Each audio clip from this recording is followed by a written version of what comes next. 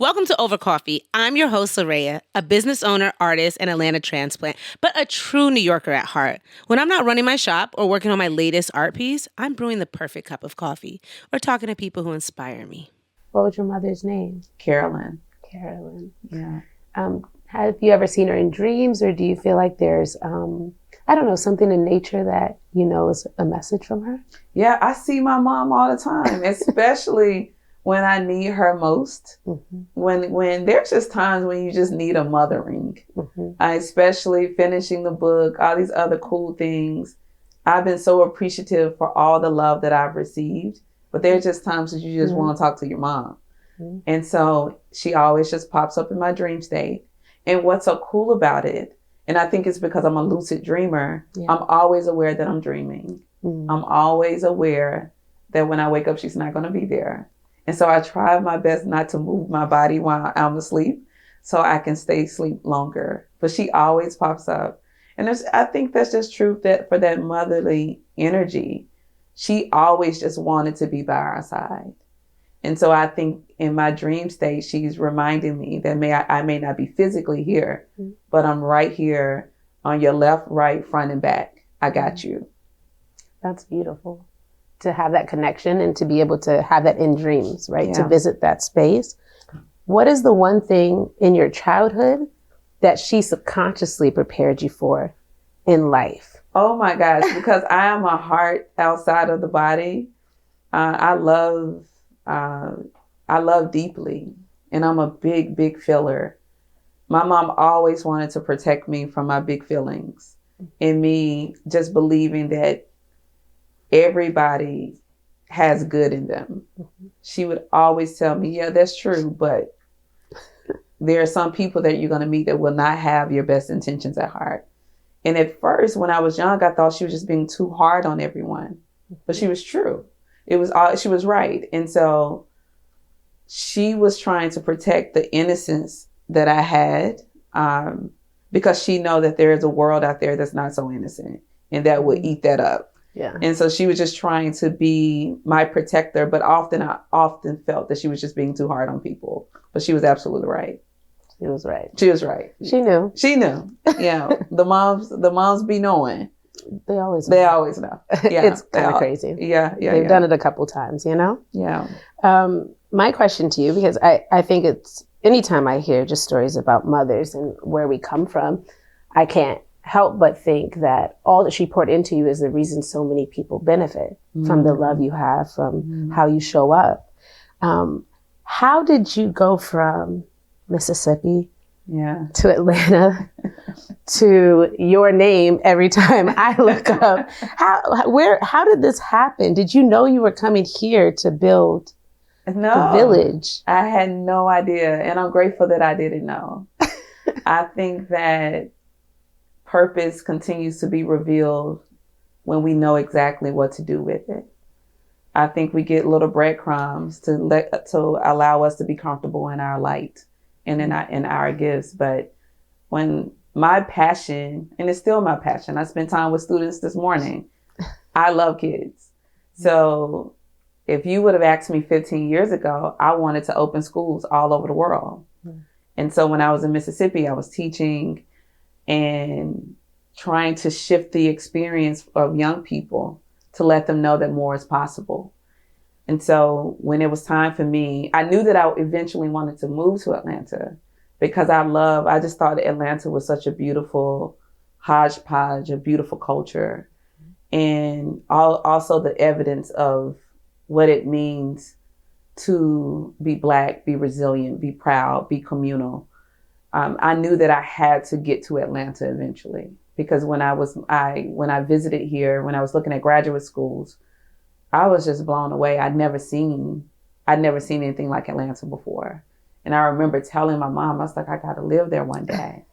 And I decided when I was teaching in Jackson, Mississippi, that the following year I was going to move to Atlanta. But I was stalling because my mom was sick. I was stalling. And my mom was like, it's time for you to go to Atlanta. It's time. And I write about this in a book. She's like, you're supposed to be in Atlanta. You are special. And whatever you're supposed to do, you can't do it in Mississippi. And so again, the moms know. But I was like, lady, what are you talking about? But she was so clear that I was supposed to move. And she didn't travel a lot, but the few places she went, she came to Atlanta and she fell in love. And she said, something special is going to happen for you when you move to Atlanta. And so I got a job in Cobb County teaching. My mom came with me, my sister, and something came alive for me.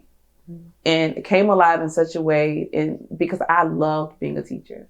Like I just absolutely loved it. That's why I know that we can have multiple purposes and multiple life assignments. I was enamored with my students. I absolutely loved going to work every day. I thought it was a privilege to stand before them and get to be their warm embrace every day. But then I got here and I started to get these visions of the Village Market. And I was like, I don't know who vision that is. I'm going to be a teacher and I'm going to open schools. But I think purpose has a way of just nagging you and nagging you and nagging you until you're obedient, because the gift has to be birthed. So I started to meet more entrepreneurs, and the researcher in me, I was fascinated by the lifespan of businesses. Like, why do businesses open and close so fast? Why do Black-owned businesses not perform as well, especially in a city like Atlanta? How is that possible? But these are all my research type questions that I became inquisitive about. From there, I started to do these convenings at my homegirl coffee shop, Urban Grind. And I remember telling Cassandra that I got to get people together to have conversations. I need the people with the knowledge to come to the coffee shop and to teach the things that they know about entrepreneurship, what they know about community. I couldn't teach those classes because I wasn't an entrepreneur, but I was the convener. My very first class at Urban Grind, it was overwhelmingly supported. And this is not where I am now in 2025. This is the teacher me that did not know a lot of people.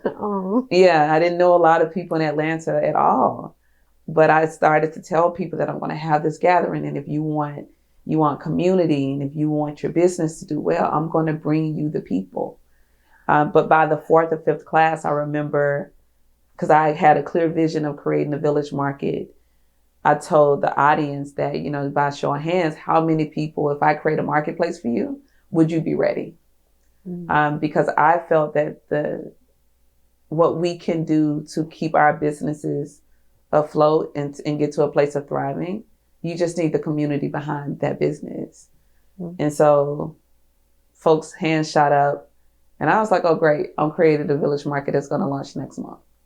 Now, next month. Let's tell you the craziness, right? Because I didn't know how to book an event space.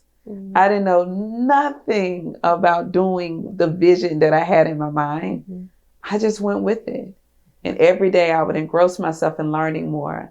I engrossed in making all the mistakes and learning the lessons. But within a month, I launched a Village Market, and the rest is history. Wow. Yeah. I mean, it's never 24 hours. It's a lifetime, right? You took everything with you. Yeah. Because that was the first thing I heard when I came to Atlanta, going to Ponce. That was the first store I got to go to, and I bought stuff. I still have my little yoga outfit.